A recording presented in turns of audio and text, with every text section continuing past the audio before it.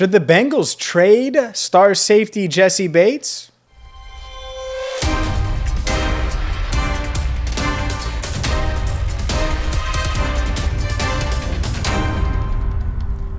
Hi again, everyone, and welcome in to Cincinnati Bengals Talk. I'm James Rapien of allbengals.com, and that's the question that a lot of Bengals fans and some other fan bases are asking. Jessie Bates, could he be on the move? Will he be on the move? Should he be on the move?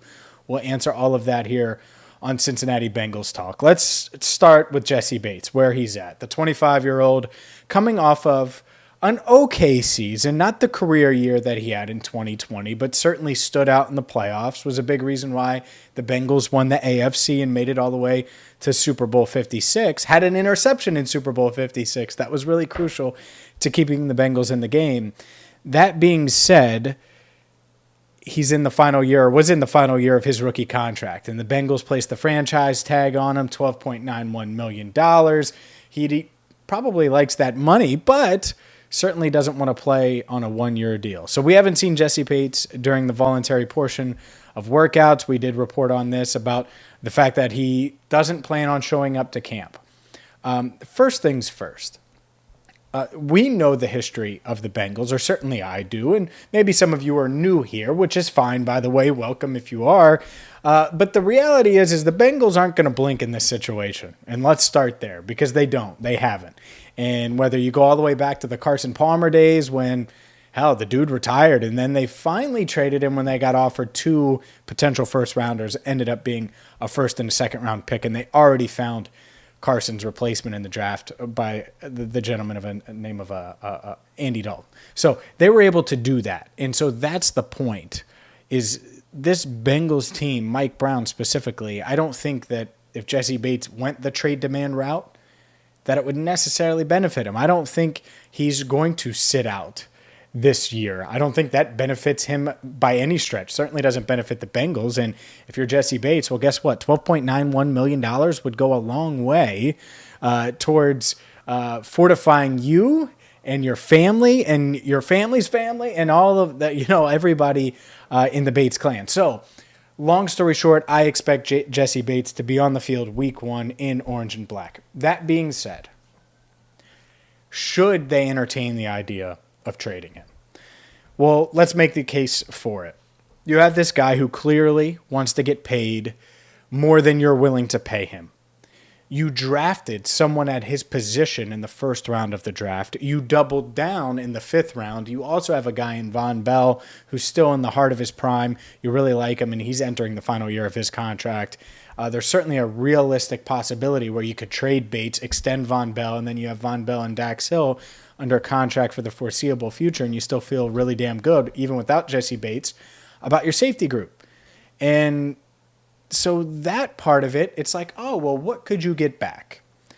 And this is my hang up, because some of you are going to say, yeah, well, the Bengals don't blink, but they're doing things different. They're operating differently. And I totally agree. The past 3 off seasons, what have they done? They have spent in free agency, right? That's not something they've done prior to the Joe Burrow era of Cincinnati Bengals. So that being said, could they go a different route and say, well, let's make the team better. Let's address one of these weaknesses. Left guard, edge rusher. What player-for-player deal? Defensive tackle, could throw that in there. What player-for-player deal are you going to find for Jessie Bates? And maybe there's one out there, right? But the Jessie Bates for Quentin Nelson dream isn't happening for those that have thrown it out there. I know Eagles fans specifically are talking about a deal that involves a 2nd-round pick. Look, the Bengals shouldn't trade Jessie Bates for a 2nd-round pick. It isn't worth it. And it isn't worth it for a variety of reasons. First of which, the Bengals are trying to win the Super Bowl this year. Not next year, not 2024, 2025, 2026. No. This year. And if they're going to do that, they need to field, guess what? The best team possible. Jessie Bates is a part of that. And so if you're losing out on him or trading him or moving off of him, well, you got to get something in return that makes you better. Name a trade that makes the Bengals better in 2022 and beyond involving Jessie Bates. That's realistic. A 2nd-round pick sure as hell isn't it. In 2023, that does not work. That is not an option. And so I don't see it. I don't see the scenario. I know there was another rumor out there about the Eagles and, oh, well, they could trade their starting guard and a second-round pick. And is the guard any good? I don't care if he starts for the Eagles. Is he any good? And so that's the part of it. Like, you can get me on board if you're trading Jessie Bates for someone that is going to be this plug-and-play player, right? Like, I'm not saying they would do it, but I could see, if they traded, let's just say, right, Jessie Bates for the next Deebo Samuel. Well, that makes sense. You just give another weapon to Joe Burrow, and you're just going to go five wide and just roll out, right? It's just weapons everywhere. You're going to go empty. You're going to have 3 receivers, a tight end, and maybe 4 receivers a lot of times. And I'm not saying Deebo because he has to get paid anyway, so it doesn't make sense. But you follow what I'm saying, is a guy that you could clearly see, all right, he's going to come in and be an upgrade. And that's the part of it. Who's going to be an upgrade? Who are they going to get? You know, if they could take Jessie Bates and turn him into a lockdown corner, that'd be great. I don't think you're getting that deal. And I'm certainly not giving up Bates for a draft pick because it doesn't make you it makes you much worse this year. And it's a roll of the dice in the future when you could just call his bluff and make him show up to camp. And that's the part of it. So if we're talking about draft pick value, a first rounder is sort of the minimum for me. Because if you have a future first rounder, well, it does a couple things. One, it's a huge asset. And they're hard to get, and having 2 first rounders in 2023, while it might hurt now, it could be nice later. 2, you could flip it, and see, now we're getting into Madden and fantasy football and really out there stuff. You could flip it between now and the trade deadline, or flip one of your other draft picks for another veteran, and you feel good about it because you have 2 firsts, right? So you could trade a second later for someone else at the deadline, or a third, or a fourth, and you'd feel good about that. And so that's the point that's... So a first, if we're talking about draft pick value. If you're talking about a guy that's going to be an upgrade to a specific position of need, or they would have a clear role, like if you could trade, I'm just going to keep with the 49ers. If you could trade Jessie Bates for George Kittle, well, yeah, you know, right? If you could trade Jessie Bates for Darren Waller, there's a path to that where you're like, oh, man, plug and play, awesome tight end that's going to just give your offense so much juice it would make a ton of sense, right? I already said the Quentin Nelson example. But those type of guys, even if it was like a Kevin Zeitler in his prime, if you could do that, and now you have 27-year-old Kevin Zeitler at left guard in exchange for Jessie Bates, well, then you do that. But show me that deal. And that's the part. I don't see that deal. I don't think that's going to come together. I'm not trading Jessie Bates for a 2023 second-round pick. He's too good for that, and he's going to show up and play. Breaking news. He's not going to sit out.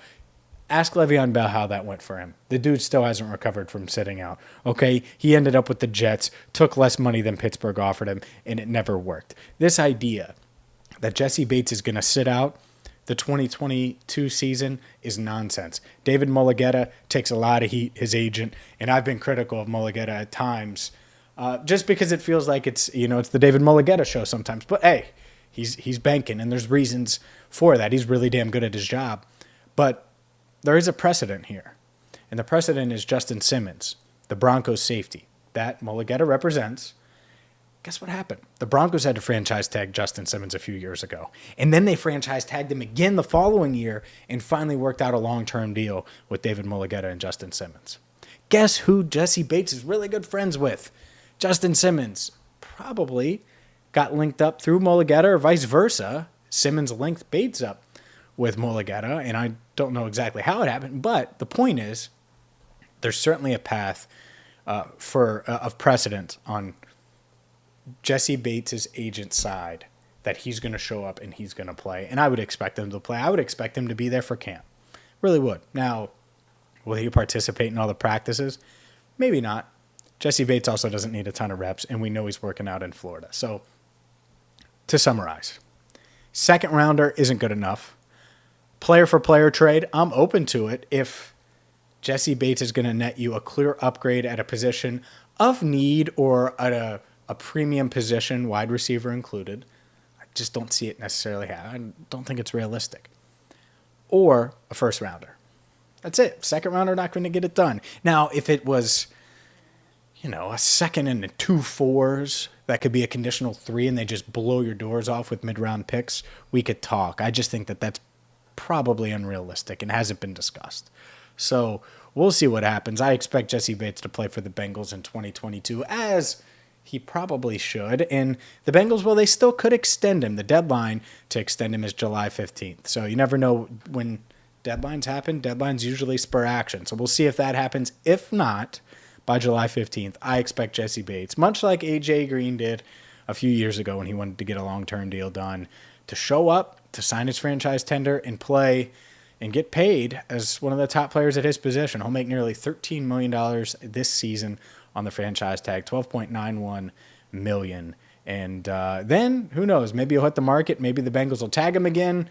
Maybe they'll tag him and trade him or sign him to a long-term deal. So we'll see, but do not anticipate a Jessie Bates deal anytime soon as far as a trade is concerned. I think he's going to be on the Bengals this year. We'll see if he is. We're going to have more from Paul Brown Stadium on Tuesday, so stay tuned for that. For our channel coordinator, Andrew Fox Miller, I'm James Rapien, signing off for now. Thank you so much for watching right here on Cincinnati Bengals Talk.